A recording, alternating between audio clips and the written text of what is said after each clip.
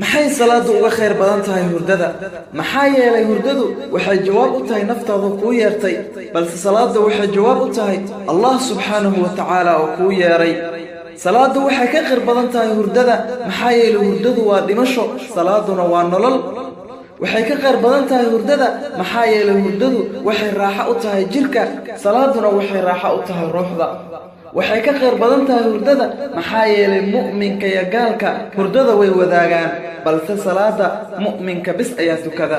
dadka salaada subax tukada waa koox la waafajiyay khayrka wajiyadoodu way ifaan sujuudahoodu way iftiimaan waqtiyadoodu way barakaysan yihiin haddaad ka mid tahay Allah subhanahu wa ta'ala ku mahdi fadligaas uu ku siiyay haddaadan ka mid ahayna Allah subhanahu wa ta'ala ka bari inuu ayaga kugu daro maxaa salaada subax ka qurux badan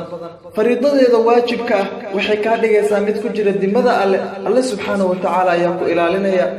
sunnooyinkeeduna dunida iyo waxa dhex ahaadaba way ka khayr badan yihiin quraankeeduna waa mid mashhuud oo la xaadiro inna qur'aana al-fajr kana mashhuuda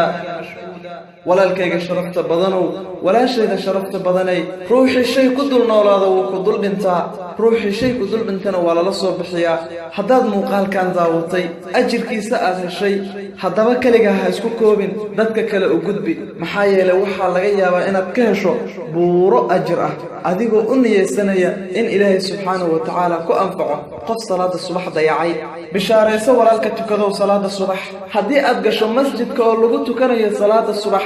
oo aad aragto dadka tukanayo aad u yar ogow in Allah subhanahu wa ta'ala ka doortay adoomadiisa wallahi qofkii ku tukada salaada subax jamaaco qofkii ku tukada salaada subax wuxuu ku jiraa dimada alle ilaa uu ka galabaysto kabaha qof cayraha oo faqiirah oo u socda masjidka salaada subax waxay aad uga qurux badan yihiin